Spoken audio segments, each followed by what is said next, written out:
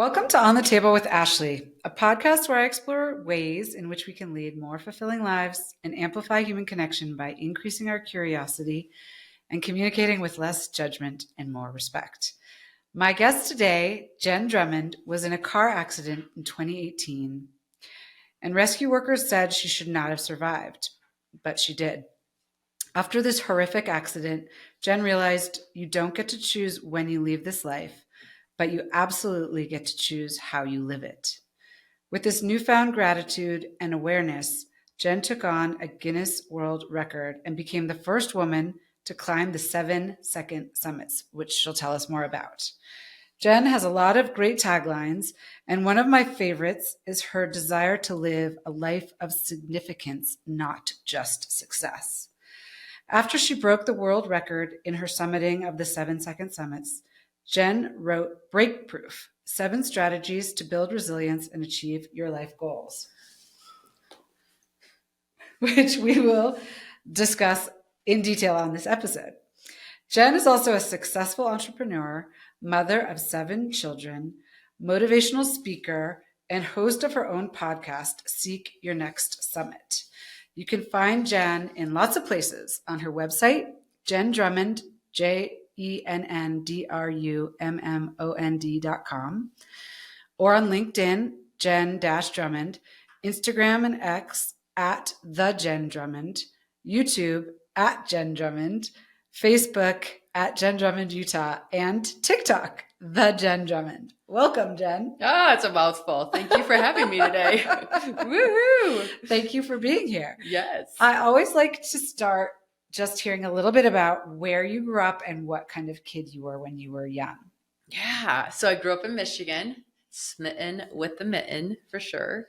And I'm the oldest of 3 children.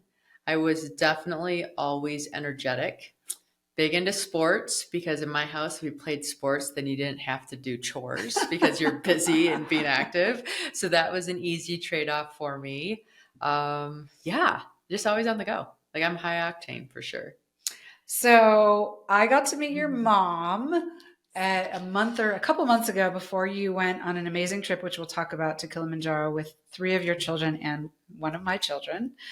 And she told me this story about you, about one time you wanted to ride your bike to, I think it was to your grandparents' house, yes. And they lived a couple blocks away, so not super far, but you were young.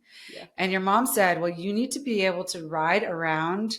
You had like a circular driveway. You need to be able to ride around the driveway however many times before I'll let you go down the road. And she said, you just kept at it, and you would fall and get up and fall and get up. And you had this determination, it sounds like, from a very young age, and maybe it's genetic. I don't know. But do you remember that about yourself? I don't know if you remember it about yourself because you're not aware, yeah. Right? Like, you're just yourself at that age. Yeah. But I do remember my parents telling the story, okay. Right? And I do remember wanting to go to Grandma's house because Grandma had gum and we were not allowed to chew gum at my parents' house. And so it was one of those things where I'm like, I want to go to Grandma's because I love chewing gum, and it was not allowed. And I fell a handful of times, scraped up my D's. My dad was out there with me in the beginning. And he's like, you need to come in because Mom's going to be mad that I'm letting you to continue and you're all scraped up. And I wasn't quitting. I'm like, no, I'm not coming in. I'm going to figure this out. And so I did. Yeah. Well, it sounds like that has stuck with you. We'll hear more about that. Yes. So I usually ask my guests what they think led them to their area of expertise.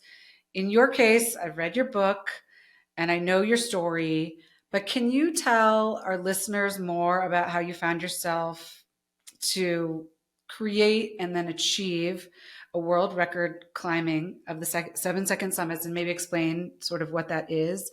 Become a motivational speaker and create a super inspirational brand around all of your accomplishments. That's a load. I think it's an accumulation of experiences that transcribe into who we are today. But I was a gymnast at a really young age. And when you compete competitively in gymnastics, you have whatever your score could absolutely maximum be. But the chances of getting that are about slim to none. Yeah. But as close as you can get to that is the win. So you just don't want zeros. So even if you didn't hit it perfect or you didn't do everything exactly as it was, anything was better than a 0 and it helped your score. Well, you start with that foundation as a child.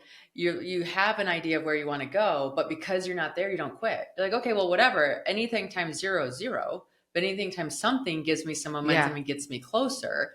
And so I think because I gave myself that flexibility in not being perfect, you actually go pretty far in a lot of your pursuits. Yeah.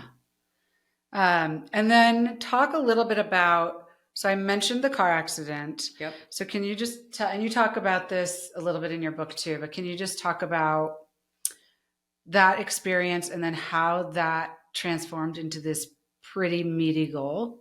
Yeah. So I was definitely at a stage in my life where I was struggling with my identity, if I had to be 100% honest. I had moved to Utah in 2015 with the kids just for a new active lifestyle. And I had hired myself out of a job. So now all of a sudden I was this stay-at-home mom. And it was a whole bunch of my friends growing up dream. And I was kind of programmed like, hey, be this stay-at-home mom and it's going to be amazing and blah, blah, blah, blah, blah. And I'm living that story. I'm like, this isn't as amazing as they told me it was going to be. Like, oh my gosh. And you kind of feel guilty and shameful because I'm so lucky to be in this spot, but it's really not me. And what do I do? And I'd gone to a yoga retreat in October and they were talking about like surrender and relaxing and all this stuff that I was like, surrender's for weakness, like who surrenders? You don't surrender. You take things to the end. And I read that book, The Surrender Experiment. Okay. And I journaled the word surrender for about 2 months till I finally realized it was a superpower. Mm. And it's funny because I went on this retreat like in the middle of October, and then December 18 of 2018, I was driving on the highway and I was coming up fast onto a semi truck because I was paying attention to the reservoir on the side of the road. And then all of a sudden when my eyes got back on the road, I was like, I need to move over. I'm done. And when I went to move over, the semi kind of bumped out his second trailer. It hit my passenger side. And like instantly, I started negotiating with death. I'm like, okay, like I'll do something significant. Like, let me be here. I don't want to die. And it was almost like that book where I studied the word. Now I had to live the word. Yeah. And I knew that I wasn't going to be strong enough to overpower the accident. And so I literally was like, okay, if I surrender, maybe I have a chance of surviving and I need to roll with this car. Mm. And I was with it enough and stayed in the pursuit enough to be like, I'm going to roll once. I'm going to roll twice. I'm going to roll 3 times. I don't have enough momentum to roll forward again. Now I'm going to roll sideways. And I rolled sideways a handful of times and then was hanging from the median upside down. And somebody came and they were yelling, are you okay? Are you okay? And I could hear it, but I wasn't registering it. Like, it wasn't like, is that me or what? Or what's going on? And then they peeled back the windshield and we grabbed eyes. And he goes, are you okay? And so then I'm like, asking myself, am I okay? Based on his facial expression, I am not okay. Yeah. So I closed my eyes, and I still do this to this day now. I closed my eyes and I wiggled my fingers and toes. I'm like, I can feel my fingers and toes. I can feel my fingers and toes. Like, I'm okay. I'm the only one that can tell you if I'm okay or not. This outside world's going to tell you every way that you're not, but I get to decide if I am. And that really was the line in the sand for me of saying, okay, I'm here. Life isn't forever. What am I doing? Yeah. I just got the chills when you were telling that story. I mean, it is so crazy. And also how interesting that this retreat that you went on before may have been part of what saved your life. I mean, yeah, right. How things connect is totally insane. So then how does that become this like audacious goal? Yeah. So like 2019 all of a sudden became this year of the bucket list. Who am I? Why am I here? What's my purpose? What do I even like? I mean, anybody who's listening who's had children, there is this season where you don't even know. Right. Like I ate chicken nuggets. If you asked me to go out to dinner, I'd be like, anything that wasn't chicken nuggets would be fantastic. I don't know. So I really started getting into like who I was, because before the accident, I really looked outside of me to say, is this good or is this bad or am I whatever? And after the accident, I'm like, whoever's judging me is going to die around the same time I am. So why does it matter what their opinion is? It matters what my opinion is. And like, I bought a journal, and I would journal in my journal in different color inks. I'd be like, oh, I don't want to journal in red. It feels like I'm correcting myself. I don't want to journal in green. I feel like I have to write fast. I want to journal in purple. It's like playful and fun. And it's like just silly things that you learn about yourself. Yeah. And I realized like this life is truly a gift, and it's up to us to play and experience and explore. So on that list of things was climb a mountain. And I asked friends into mountaineering, and they're like, climb Ama de Blanc. Okay, I hadn't heard of it, but they're like, oh, it's this gorgeous mountain in Nepal, like blah, blah, blah, blah. So I'm like, okay, perfect. So I'm training for Ama de Blanc. If everybody listening remembers, COVID enters the scene in 2020, so I'm not going anywhere. And in fact, now I'm homeschooling 7 children because the world shut down and we became teachers. And so one day, one of my kids was struggling with this math homework. And I'm doing that parent pep talk, like, we do hard things. You've got this math assignment, blah, blah, blah. And my kid looks up at me and he goes, Mom, if we do hard things, why are you climbing a mountain called I'm a Dumb Blonde instead of a real mountain like Mount Everest? And it like took me a minute, like, I'm a dumb blonde. Ama de Blanc, honey, not I'm a dumb blonde. But thank you. Finish your homework. We'll look at Everest. And so then we did. And then he went to bed. And then I was still looking at Everest. And I thought, this kid thinks Everest is the hardest thing in the whole world.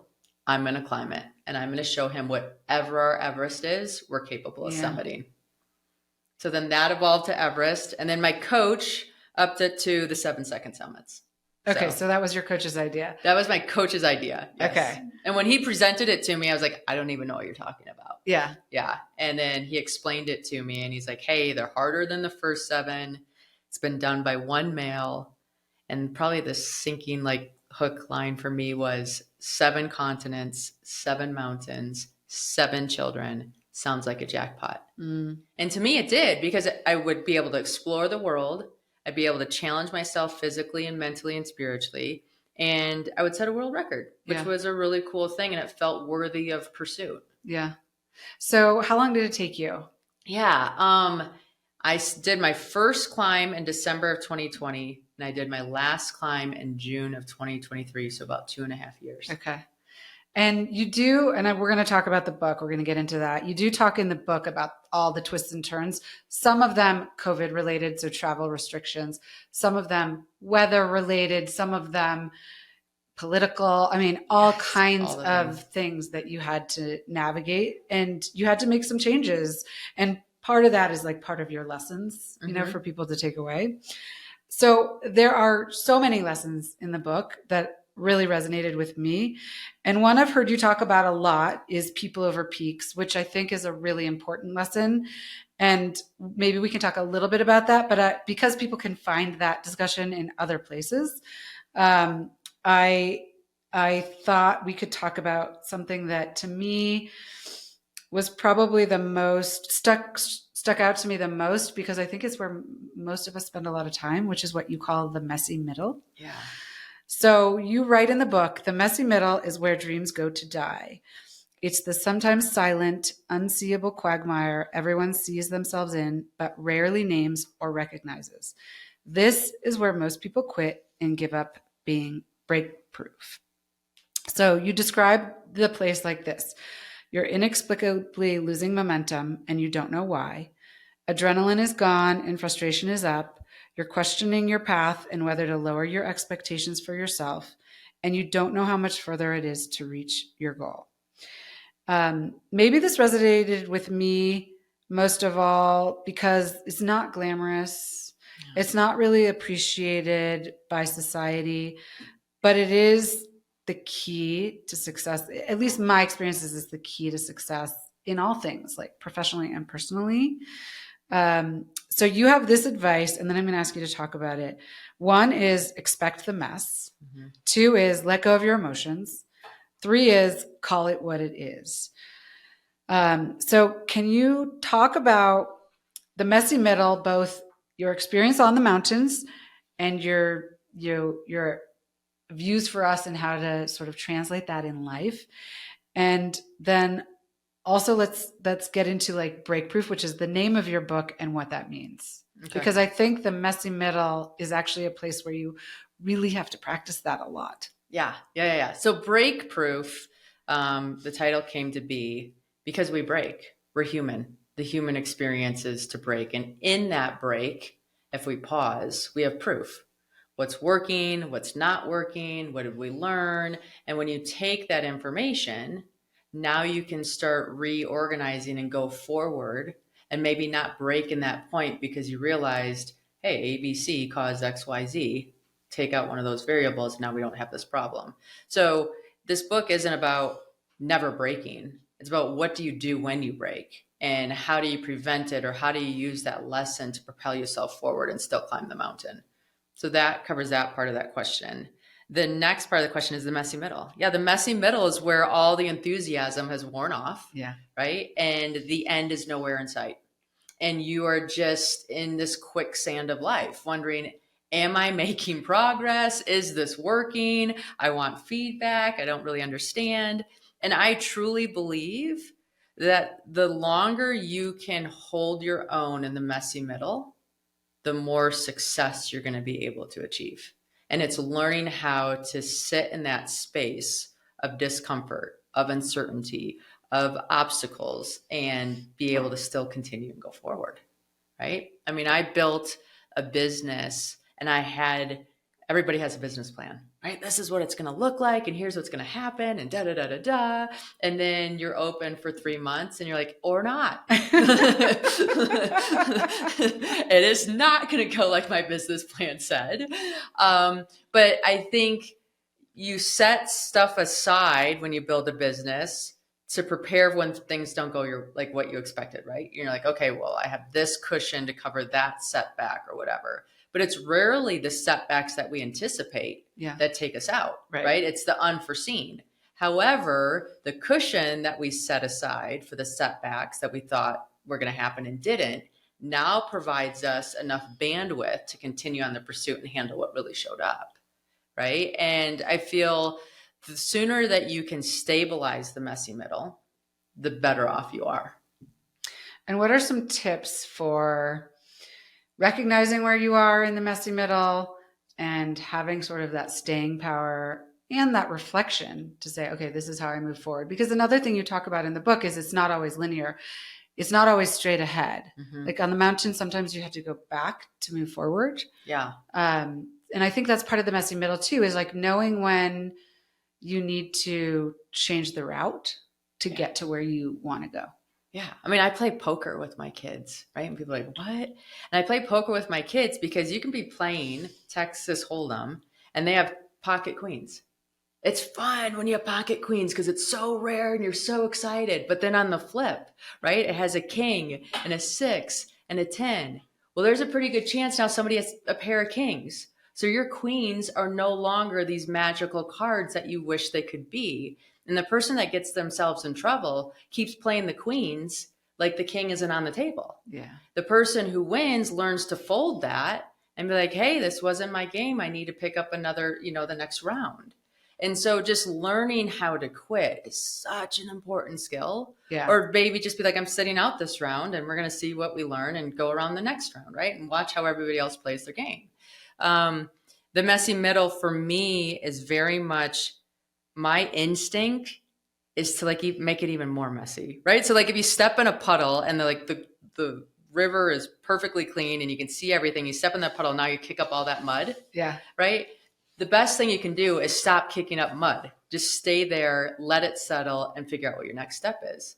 But what you want to do is take a few more steps, which then just causes everything a longer time to stabilize. Yeah. So, I mean, I get in the messy middle in the middle of the afternoon because I get hangry, right? I ate lunch, it's not quite dinner, and I'm starting to get grouchy. And it's that awareness of, oh, wait, I'm not showing up how I want to. Oh, wait, things aren't really going quite as smooth. The faster you become aware of that situation, the better you can fix it and then show up the way you want to show up. So awareness is probably one of the biggest things. And then is it reflection? Like what's next? I mean, I think it's stabilizing. Okay. Right. I would say like awareness, and then you stabilize and say, okay, what is causing this? What can we turn off? What can we turn on? What do we need to do to fix this thing? And then once you get stabilized again, the water becomes clear to take the next step, whatever that is. And sometimes it's up the mountain. Yeah. And sometimes it's, hey, we don't have the resources to get up the mountain and all the way back home. Because guess what? The summit's halfway. Yeah. Right? Right. So you have to be able to get up there and get all the way back. And if it doesn't look like you're able to do that, go back to base camp, go back to the boardroom, go back to the bedroom, and now discuss everything that's going on, re-energize, refuel, get the tools that you need, the people on your team, whatever that looks like, and then continue to climb the mountain a few days later. Yeah. Yeah. Or a year later. I think one of them you went back. Yeah, because mountains have climbing seasons. Yeah. So if you don't summit in May, you have to wait till the next May to go back. Yeah. Yeah. Okay. I just wrote down a couple of quotes that I loved from the book. Yeah, perfect. So one of them is, support isn't always cloaked in praise. And I think it's, especially today where I feel like our society is so focused on like immediate gratification and great job and all of these things, that sometimes it's important to know that that it's people actually giving you either hard feedback, or the world is just giving you that feedback, like your product isn't successful, or you didn't do well on a test, or, it could be a million different things, is actually what you need to take in to sort of move forward. And it, in retrospect, is support because it moves you in the right direction. Can you talk a little bit about what it means to you and how that showed up on the mountain? Yeah. So I think we're a species that interacts with one another, and anything you're doing is a result of other people being on your team. And if you only put cheerleaders on your team, you are hurting yourself and whatever you're doing. So when you're climbing a mountain, it's very important that you're building a team that gets to the top, right? So I'm this tiny person. I can't carry a lot of weight. Even if I got 5 pounds heavier with pure muscle, that exponential factor is just not going to play out. Yeah. But if I put a guy on my team that's 6 foot, 220, now all of a sudden we can leverage each other's strengths, and you hire out your weakness, right? You need somebody on your team that is going to call A is A. And you can't have everybody on your team that way, because you're going to lose momentum and energy and all the inspiration. But you need somebody on your team that's doing that for you. And because they're doing that for you, it allows you to be in the journey more fully present, because you have somebody that's keeping an eye, that's going to call a spade a spade. Yeah. So I think it's very important that when you're building teams or when you're doing big things, you're aware of who's in these different roles, and they're aware that they're in those roles for you too. Yeah. Yeah. I think this is one of the things I've seen just working in companies, is that executives often tend to surround themselves with yes people. And that's super dangerous. Yeah. Yeah. It feels good in the moment. Right, exactly. Until you're like up the hill a little bit longer, you're like, oh, we missed that. Yeah, exactly. Okay. So I think that's a really good takeaway. Let's see. I like this one too. Another one of I would say, your kind of mantras is the start doesn't define the journey. And so this is another quote from your book. The start doesn't define the journey. It's one step in the process, and one that can be recovered from in the event of less than ideal beginnings. And as we were talking about, this happened with you on the mountain a number of times. You had there was illness or weather issues, or you had political issues where you basically just had to leave. Yeah. So can you talk a little bit about that? I think it's important too, because sometimes it's easy to give up early, and we shouldn't. We should just recognize, okay, this was not an ideal beginning, but there's a path forward. Yeah. I've learned this lesson first in running half marathons, right? You have that first mile is not good. And there's a part of it, it's okay, let's just call it, right? Never mind, we'll sign up for another race. But as you stay with that race, you realize like there's a whole bunch of people that paced themselves wrong and went out too hard. Yeah. And now they're going to crash at mile 8. There's a whole bunch of people that on mile 13 like are done. And because you stayed with it, all of a sudden you start plucking people and doing better. So having some of those types of stories on speed dial really, really helps. Because like, okay, it didn't start like I wanted, but that doesn't mean it didn't start okay. Right. And can we make up ground? This story came into play big time in the book for me because I had a mountain in Russia. And so this was in September of 2021. I had curated perfect gear because it was a technical climb. So I needed to have the dexterity to be able to do the pursuit. And of course, I show up in Moscow and my bags are nowhere to be found. And so I'm sitting there and the guide is like, we need to go now. The weather is now. We either climb now or you go home.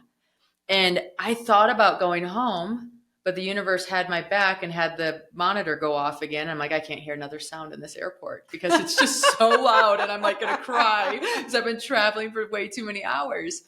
And so then we went to a rental store and we had to rent gear, which everybody knows that nightmare of a story. And I adjusted my expectations. I'm like, you know what? We're not going to summit. But every step I take on that mountain, I'm learning something. And I'm going to be able to have that beta. So when I come back, I'm going to know, did I really pick the best gloves or socks or layers or how this all works? And luck would have it that we still summited. Okay. I come home 6 months later, that country closes and you are still not allowed to go there as of this recording. And so I wouldn't have been able to have the record if I was waiting for this like perfect scenario. Yeah. And I sit there and think like, how many times does that play in our real life? Yeah. Right. I mean, it was just a fascinating example. Totally. Yeah. Okay. Well, you tell some amazing stories, some extremely trying, some very frightening, from losing friends on the mountain or to the mountain, maybe I should say, trudging through wet snow like quicksand and enduring wind speeds and whiteout conditions that presented major obstacles. Can you share a story or two that didn't make it into the book? Oh, yeah. Let's think about that. Stories that didn't make it into the mountain are maybe like a lot of them made it in, but they got watered down, right? Like the editors are just, we don't need to get into this much detail, or maybe I was a little bit more friendly about some of the people in the book that behind the scenes I'm not as friendly about. Some of the stuff like happened so extreme that if you put it in the book, people just wouldn't even be able to comprehend it. And so it was just really interesting from that standpoint. And there's so much boring, right? The book highlights like the moments. Yeah. The boring parts, which is like 80% of climbing these mountains because you're waiting for the weather to line up and this to line up and that to line up. I mean, those stories of learning how to sit in solitude by yourself and not be able to run or do or like distract yourself from yourself. Those were some hard moments. Well, it's kind of the messy middle. It is the messy middle for sure. Yeah. Okay. Other than the messy middle and the things that we've talked about, is there one or two takeaways from the book that you would like listeners to remember? Yeah. I would say that being kind to myself makes me stronger. And I'm guilty of this, but when things get hard and I do something wrong that causes problems, my first thing is like, oh, Jennifer, like, why'd you do that? Right. And that doesn't add good energy to the space and it doesn't solve anything into the space. And so the quicker I caught those moments and just said, I'm trying. Yeah. Like I'm on the mountain, I'm in the game and it's not going to be perfect and we're going to be fine. And that's okay. And so just learning that when you're actually kind to yourself, the environment's hard enough. Don't make yourself add to that extremeness and see what you can do to mitigate that for sure. And then like understanding that it's fascinating. None of the Everest stories got in the book because we were talking about the 7-second summits and I climbed Everest to train for K2. And so when I was on Everest, one of the big takeaways for me on that mountain was I was on the top for 10 minutes. Mm-hmm. I trained 1,238 hours for 10 minutes on the top. Yeah. And I think that's so many of our goals. And how do you know it's your goal? Is because when you get to the top, you're not even enjoying it and you're trying to think of what the next thing is that you're going to chase. And you realize that the goals give us direction. They give us a line to say, yes, I'm going to say yes to this and it's going to bring me closer to the goal, or I'm going to say no to this and it's going to bring me farther away from the goal. And truly, the goal just lets our journey unfold. And it's the journey where we live our lives. I totally agree. I mean, you hear so many stories of people who achieve like at great levels and they have this like amazing, like an Olympic gold, or to have revenue of whatever, a public company with this, this many employees. And then they achieve the goal and they're depressed. Yeah. Because it's actually not achieving the goal. It is the journey. And then it's making sure you have another goal. And the goals don't all need to be these high achievement goals. It's really like what you're talking about, being kind to yourself. And so the name of my brand, Amatand, which translates to take care of your soul in French. And I just think it's like so fundamental. And I always said to my kids from when they were very young, you have to learn to love yourself first. You can't really love anybody else until you love yourself. Mm-hmm. And I think it's being kind to yourself is loving yourself too. Mm-hmm. So I think that is such a good takeaway for everybody, for all of us. And it's work. Like we have to remind ourselves, like we're not always going to be good at it. Right. Or we have to remind ourselves that there's seasons. Yeah. Right. So when I got done with the pursuit, I was interviewed a ton of times on different platforms and everybody was like, well, what's next? What's next? And I'm like, I'm actually doing nothing. Yeah. I'm celebrating what is. Yeah. Because if I don't teach my kids how to have a season of winter, who is? Right. And so this next year, it's a season of just being. And for those of us that are addicted to doing, that's hard. Yeah. Right. But it's so important because we're human beings, not human doings. Right. Yeah. And you have to be thoughtful about what comes next instead of just running to the next thing. So what did it feel like when you summited that last of the 7-second summits? You knew that you had broken a world record. Like, what does that feel like? Yeah. So like the 10 steps before you go, it's funny. You actually take them really slow. Yeah. Because, when you first set a goal, I think there's a point where like, we'll see, who knows, right? Whatever. And then when you're halfway through the thing, you realize like, okay, this could really happen. And then when you're getting close to the end, you're like, wow, this is going to be done. And it's given me so much direction and purpose and ideas. And like the whole thing has been so much more magical than I thought. So I'm like 10 steps away. I'm like, okay, I just need to be really conscientious of these because I'm never going to be able to take these 10 steps again. Yeah. And so I step and I step and I step and then I get to the last one and I do this huge inhale. And on that inhale, everything disappeared. There's no time. There's no sound. There's no color. There's no separation. Like I am that moment of awe. And I held on to that as long as I could. And then as I exhaled and things started to return again, and you kind of, you do a few rounds of that and you realize like these moments of awe are available all the time. And it's truly just amazing that we're able to do anything that we're able to do. Yeah. And it was just so humbling and so inspiring. And so it was every emotion at once. Yeah. And those are the moments that you might only get a couple of those in your life. And that's okay. And that's okay. Yeah. Yeah. That's beautiful. It was awesome. Okay. So you said you're having a winter, but you took your children and one of my children to go climb Kilimanjaro. I did. In your winter. Yes, I did. So, can you tell us a little bit what it was like to expose your sons, or, not all of your children, but 3 of your sons to climbing, and what you learned from that experience that perhaps had been different from other trips? Yeah. So I think all of us, right, we have this success, but really where the success becomes significant is when you can share it with somebody else and be like, this was so impactful for me that I want you to just have a sliver of the taste of it. Yeah. And so we did Kilimanjaro, which is it's a very safe mountain. It's very doable. It's hard enough at their ages and levels to be challenging, but not so hard that it's like they lose their soul and wonder who they are. And that mountain is so special to me because that culture is so beautiful. And so here we have these boys, and the first day is the hardest day. So they're all thinking like, oh my God, what did I get into? And you're watching the evolution of their thoughts, and they're struggling.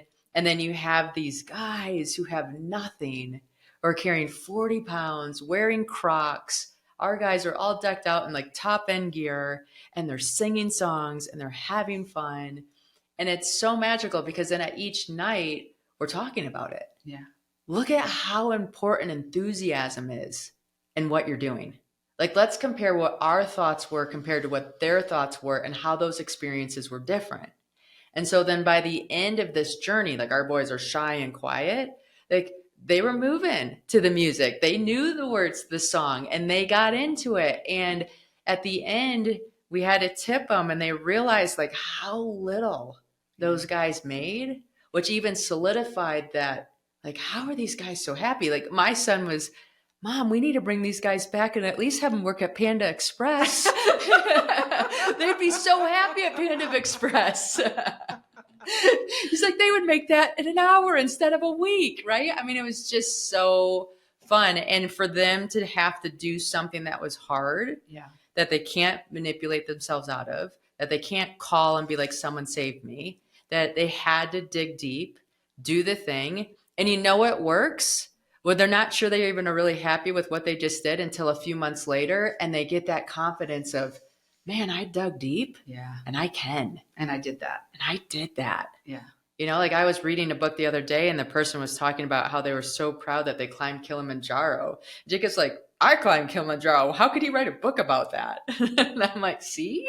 Like, that's awesome. And there are so few people in the world who have done it. Right. I mean, it is really special. And they had to go through the messy middle. They did. They had to go through the messy middle. And they were looking at me like, my mom let me sign up for this, and we are not friends. She is never letting me go on a trip with you again. I'll make sure of it. What an amazing experience, honestly. That's awesome. Okay. You do not strike me as being afraid of much, if anything. And you seem like what you are afraid of, you wouldn't let stand in your way if you had a goal anyway. Can you share a time you were afraid of something, either on or off the mountain, and how you pushed through it? Mm-hmm. Yeah, when we were on the mountain for Mount Logan this last time, we got into a storm that we didn't anticipate.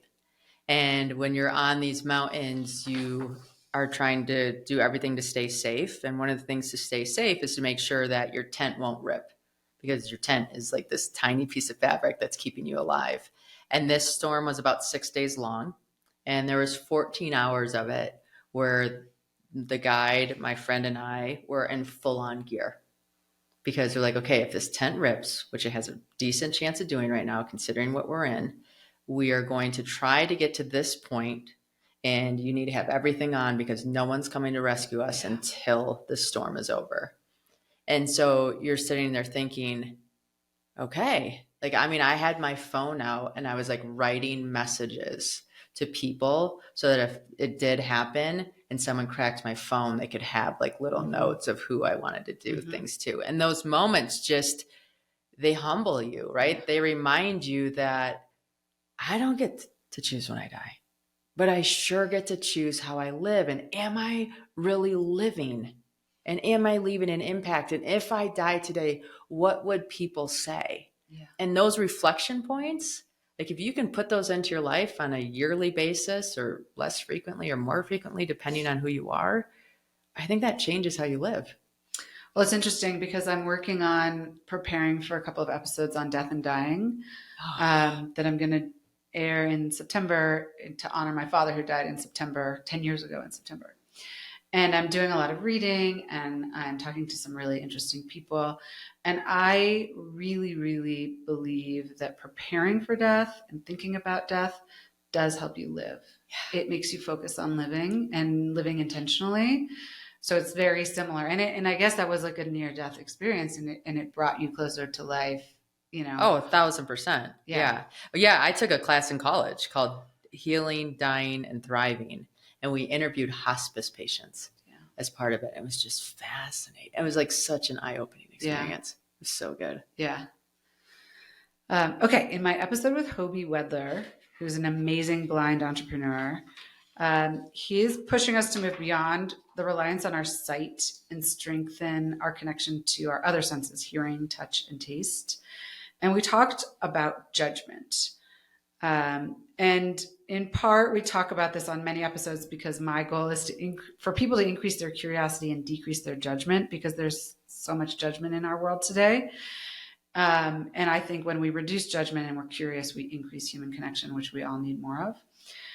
So for women who have hard charging jobs, have to be away from their families, or are what we might call like the default man, the person who's providing for the family, gone more of the time, what do you have to say to people who don't understand the choices you've made? And how do you have those conversations with your kids? Yeah. I think our kids are watching us all the time, and they're taking cues. And if we are truly happy, then when other people say things, it doesn't equate to them. Yeah. They're like, but my mom's happy and we're happy. So Yeah. What is this person saying? But if you're miserable and unhappy and you're bringing that home, and then other people say something, it has a place to land. Yeah. Right. And they're like, oh, well, why? I don't want to take advice from my mom. Like, she's miserable and everybody says she's crazy, and, like that kind of stuff.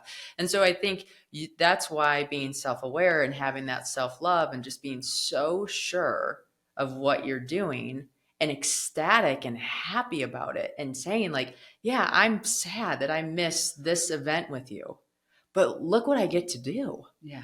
Like, I got to, I went to Africa to climb that mountain, and I came back. I told the kids, I'm like, we just put 400 women in school for 4 years with period products. And we didn't even know that was a problem. And look at what we can do. And so I'm sad I missed your play, but let's watch it together on this phone. Yeah. And let them understand like, oh, wow, there's more than me in this world. Yeah. And that's okay. I also think, because I didn't go climb mountains, but I was away from home a lot, traveling for work. And there were definitely people, even in my own family, who judged me for the decisions that I made. I think in our society, it's just women get that more than men. Well, it's easy. It's easy to judge. It's hard to be curious. Yeah, exactly. And I had to do a lot of work on it personally, because I had a lot of guilt and, am I doing the right thing? But what I came to realize with time, and I think a lot of things we need time to realize things, is that it's what you were saying. Like, if I'm not happy, then my kids know that. If I'm not fulfilled in what I'm doing, my kids know that. So it's hard. It's hard when the world is judging you and society is judging you, but you still have to push against it and do what's right for you and for your family. And I think it's way easier said than done. Oh, totally. And then finding your tribe, right? Yeah. Like understanding like, hey, it's going to be hard. It's not ever not going to be hard. It's going to manifest some way. And then having that support system being like, this is hard. Can you help me through this moment? Yeah. Yeah, that's hard too. And a lot of us have trouble asking for that. We do, until I think, I was bad at it, but it's something that is an important skill. I mean, I was struggling something yesterday and I was like, how am I going to do this? How am I going to do this? And then I got into that, who can help me? Yeah. Right. And the faster you can go from how to who, the more like you get to enjoy life and have other people be a part of the journey and get the thing done. Yeah. And some of it is relying on yourself. Yeah. And believing that you can do that. Mm-hmm. So, and that takes time. It does. And it takes proof. Like when you relied on yourself before, it worked out. So I can do it again. Yeah. Okay. What do you love about motivational speaking? You have really good energy and positivity, and I'm also guessing you get a lot from the crowd. Like a lot of times when you give, you get, but I wanted to hear a little bit about that because I don't know any motivational speakers other than you. Woo! Yes. No, I didn't know if I was going to like it or not, to be honest with you. And then you get up there and there's such an energy exchange, right? And you watch the audience and you see these little brains clicking or understanding or the heads nodding. And you're like, okay, this is good. Like we're moving. And then you get a message afterwards of somebody that asked somebody to help and lighten their load. And you just get the stories after the fact. And those stories, I'm such a sucker for progress. I'm like, I could hold on to that little morsel of whatever for like months. I'm like, Yeah. we're still going. We're good. But yeah, no, it's definitely, you get what you give. Yeah. Mhm. So you climbed Kilimanjaro. You haven't decided what's next. Do you think you'll keep climbing for fun? I mean, I actually am going to take another group to Kilimanjaro that's interested in going. So sharing that passion with others. Mhm. And I definitely come in, like we did Kilimanjaro pretty hoity-toity, to say the least. The kids had cots and could walk into their tents. They didn't have to crawl into them. So just blending that for people, because I do feel at some level we're kind of over the put me in a room and preach to me. Like, let me have the experiential piece of it and let me embody that and feel it, because it becomes a different layer of wisdom. And so I see myself doing a lot more of that as well. Interesting. Yeah. Mm-hmm. Okay. Yeah, Cool. we'll see. Okay. Of all the people that I know, you're on the go more than anybody else.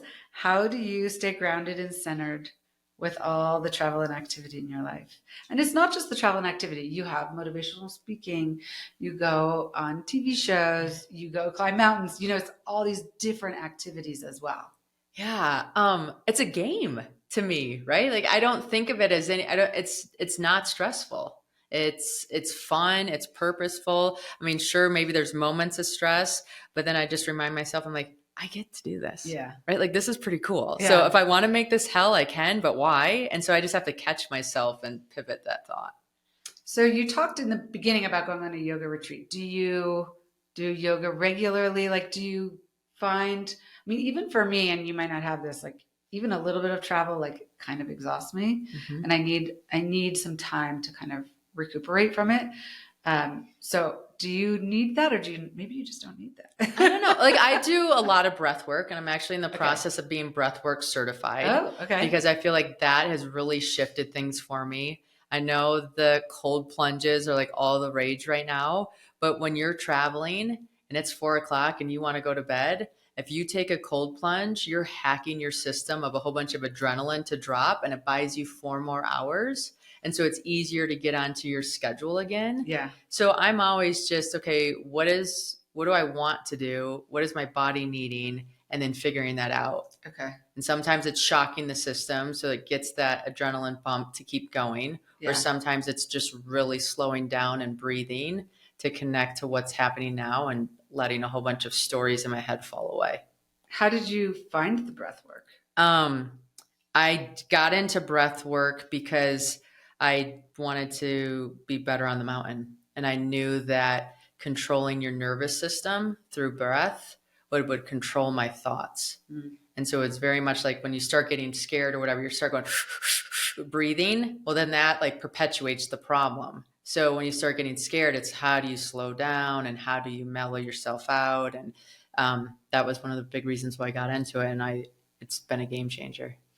So I'm guessing there are lots of like different modalities for breath work. So how did you choose which one that you wanted to get certified in? I mean, I have to pick different ones to keep my brain entertained, if I had to be honest with you. But the one that has been able to stabilize me the most, it's this 21-minute breath work. So it's like quick enough. You can do it easy throughout the day.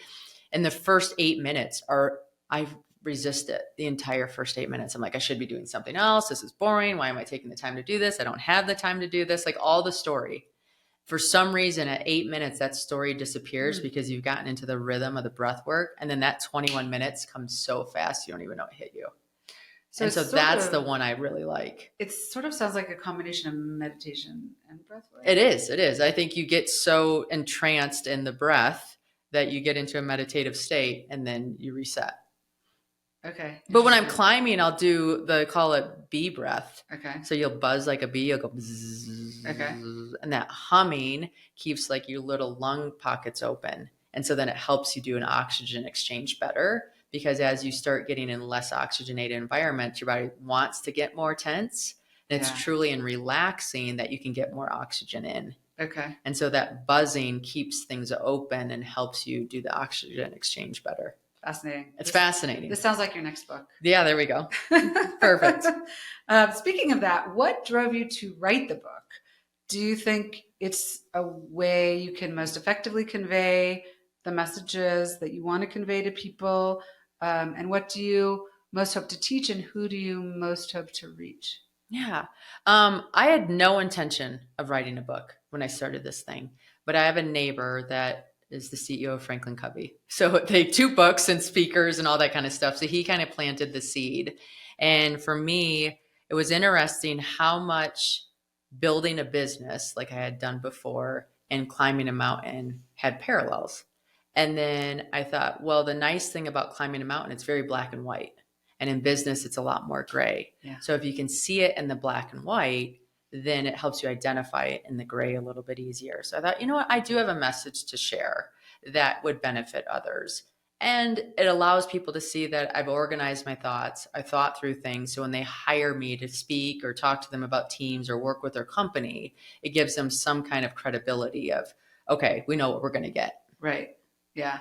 Yeah. And so I hope to inspire anybody who is taking on a new pursuit or has something in them that they haven't like turned the key over on. Mm-hmm. And then also working with teams. It's really fun getting into an organization. I'm working with a bank right now and saying, okay, structurally, do we have the right people to climb this mountain? And what role is everybody playing? And how do we get to the top? And how do we say, I need a break?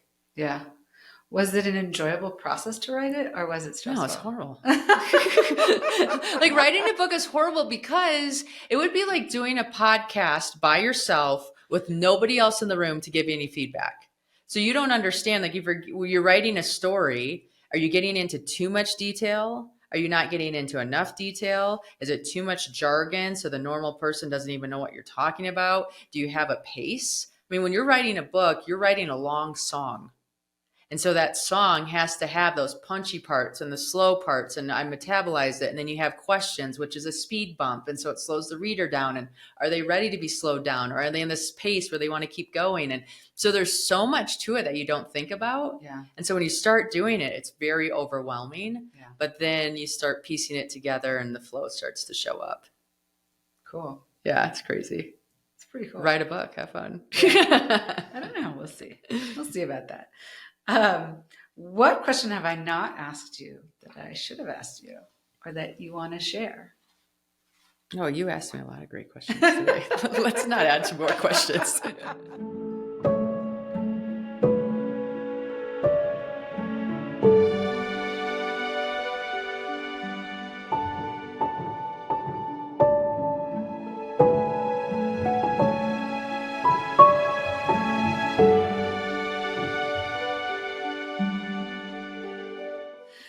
Okay, well, I like to talk a little bit about my company, Amatond, which is an elevated everyday tableware brand.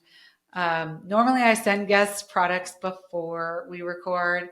You actually are my first guest in my studio, in my warehouse. So we did have a chance to walk the warehouse, and you're going to take a few things home with you. Yeah. And so we'll hear more about them later. But you're going to take our blue leather journal, which is so beautiful. I love the color. And I also love that you can change out the inserts because sometimes you don't want to throw away what you've written. And then also you don't want to throw away the leather. So, so I love that. And then you're also taking a beautiful piece that Dylan and I designed that has a leather base and a wooden insert that can be used separately or together you could put drinks on it. You could put just beautiful objects on it, lots of different things. So you can use it for appetizers. So it has lots of different uses. Mm-hmm. And then a few of our ceramic appetizer bowls, which are hand thrown in Utah. Ooh. And dishwasher safe. They're like, I call them the Goldilocks bowl. They're not too big and they're not too small. So I look forward to you getting to use them and to give us feedback, particularly because we design most of our products, so we can iterate on them in the future, which is super helpful to get feedback. Mm-hmm. And then I love to end every episode with the same 5 questions of all my guests. Yeah. So my first question is, as we explore in my brand Amatond, objects can hold a lot of meaning for us. They can tie us to the past, enable us to be in the present more, or even take us into the future. Can you share an object from your life, whether you still have it or not, that has a lot of meaning for you, and tell us why? Yeah. So I have two. One is when we were growing up, we got a Christmas ornament every year from my grandma. And it's fun to look back at those ornaments and see like what I was interested in or what was going on at the time or what was cool. They really tell a story of your past. So I think that's a really fun family tradition of something I'm glad I've kept. But the reason why I grabbed like that serving platter is because my grandma had one. I didn't inherit it, but that's okay. But I remember like that was like every time that was the one that she put the fruit on. Right. And I can remember her cutting the fruit up, and I can remember her like, cause she would always put it into cute little designs or flowers or whatever like grandmas can do. And that's why I grabbed a platter like that, because at any time we can start that own tradition in our own houses and just be like, oh, mom brings this out and that means this is going to happen. Yeah. And there's some comfort to that routine. I mean, and it's so crazy how objects, like memories are imbued within objects. Yes. I think it's astonishing. It's also true with smells, with certain smells, which is really interesting as well. Very much so. Well, talking about traditions, can you share a favorite tradition with us? It could be something from when you were a child or something that you do with your kids today. It could revolve around food or travel or whatever. So this is going to be your next product, unless you already have it. I don't have it right now. Is every birthday, we have the same birthday cake, and we do birthday cake for breakfast. So if I had this? Is it the chocolate cake? Yes, you've had it. It's magic, right? And so if you had a really pretty cake platter, that would be us, and we'd use it for every birthday. But I think just having that, like, cake for breakfast is a fun thing for my kids, and it's a fun thing as an adult. So keep it going. That's so fun. Well, it's funny. We actually have designed several cake platters. We've not produced them yet because we were trying to find the right producer.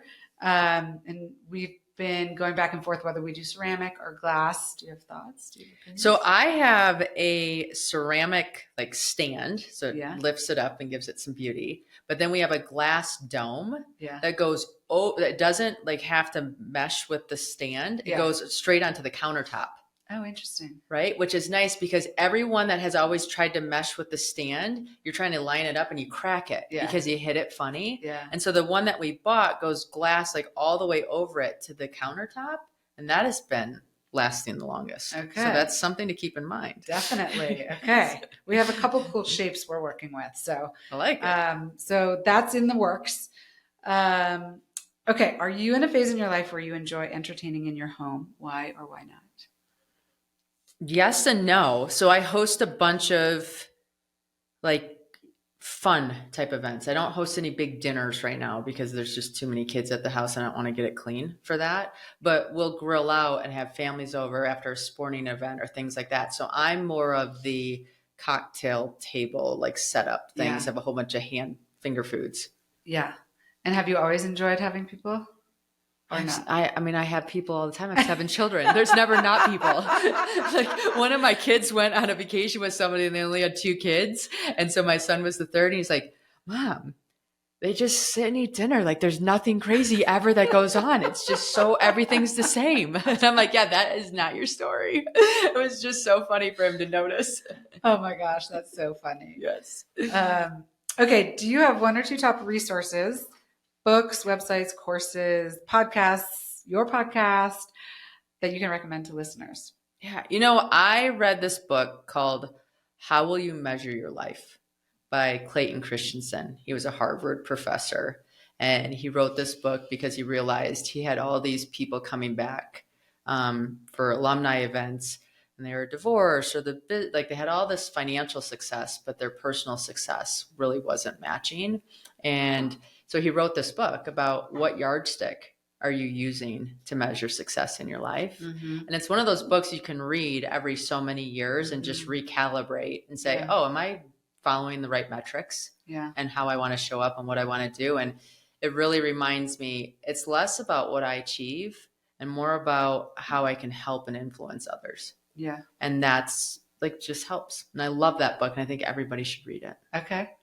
And tell us about your podcast. Yeah. So my podcast, Seek Your Summit, I interview people with stories of resilience, right? The setbacks, the pivots, the things that they thought were going to go one way and it ended up another way. And I just think when we share how we navigated these experiences, we learn from each other and it helps us become stronger in our own pursuits.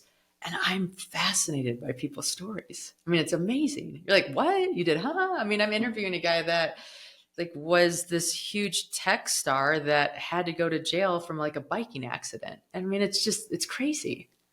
Whoa. Yeah.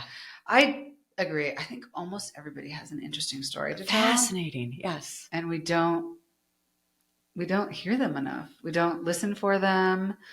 We don't ask what they are. You know, we sort of generally we stay on the surface. Yeah. No, and I like to deep dive, and I only do now in-person interviews interesting. because I just like the energy exchange and being able to be with the person instead of having the screen between us. Yeah. And that's allowed the conversations to get more authentic and deeper. That's cool. Yeah. Very cool. Yeah. Okay. What do you do for yourself? We talked a little bit about this before. You talked about the breath work. So that may be what you do. Mm-hmm. But do you have a practice, a focus, a habit, or a daily routine that contributes to your success or well-being? I use an alarm on my phone. You know how you have those alarms? Mm-hmm. And on the alarms, you can label them. Mm-hmm. And so I will do a label at 10 p.m. that says super sleeper. And it reminds me that at 10 p.m. I need to go to bed because otherwise I can be doomsday scrolling and like go forever. And at 3 o'clock, it says magnificent mom. And that alarm just reminds me that this is my time to be a great mom. Before I was in work mode or I was in workout mode or whatever. And those little alarms, like just give me that trigger of what's my avatar for this next period of time to show up the way that I want to show up. How many alarms do you have? It depends on what, like on vacation, they all go away. Like this is vacation mode. But I mean, I probably have 4 or 5. Okay. It's just a check-in. It's a pause. It's Yeah. okay, am I showing up like the role that I need to play for this next bit of time? Yeah. Well, before we wrap, we haven't talked at all really about your 7 children. So can you just talk a little bit about, I mean, I guess here in Utah, people do have big families, but I don't know anybody else with 7 children. So can you just talk a minute about how like beautiful and messy and crazy, I'm sure that is. Oh my God. What a gift. Yeah. I'll tell you. I mean, we were just on spring break and one of my kids goes, he goes, you know what, Mom? We are the luckiest family. Everybody loves being around our family because there's just so much energy and so much love. And my kids, I mean, I struggled with fertility. And so it's funny because no one would guess that based on having 7 kids. But because I struggled, I went through fertility treatments. I had embryos. I viewed them as life and I used them till they were gone. And so, you know, if I would have done it a different way, I probably would have had 2, maybe 3 kids. I have 7. Every one of them is entirely different. And it's just so fun to witness the world through their lens. Yeah. Right? Like what excites them, what they think about, how their progression goes from A, B, C, or D. And every idea in my house is crowdfunded. Okay. So your kid might take a pillowcase and go down the staircase. By the time that gets matriculated into my house, I mean, they're jumping off a balcony to land on a sofa, right? I mean, like it's amazing what happens. But when ideas get crowned, I mean, it's just fun. I mean, it's total crazy. There's always something, but I can't imagine my life another way. Right. Yeah. Yeah. Well, it's funny because I don't know if you found out the genders beforehand or anything, and I did with my 2 boys. And I feel like it's a surprise whenever you find out. Yeah. But, you know, you have all of these like hopes and dreams about what it will be. And it is a magical, frustrating, difficult, joyous journey. And I guess coming back to like the messy middle and having it be the journey, like it really is, the beauty is in the journey. Mm-hmm. It's not in any outcome. And for me, at least, like trying to let go of outcomes is extremely powerful and helpful. Yeah. When you have 7, it forces you to let go of outcomes. So like, you're just like, well, this is where we're at. So let's sit through this and figure out what we're doing. But yeah, no, it's great. Well, Thank you so much for coming on the podcast, Jenn. It's been amazing. Thank you. I am really excited to see what you do next when your winter is over. Yes. I'm sure there will be summer and spring Yes. that will last a long time too. So you'll have to come back and talk about that. And maybe it will be your next book on breathwork. Woohoo! I like it. It's put into the universe.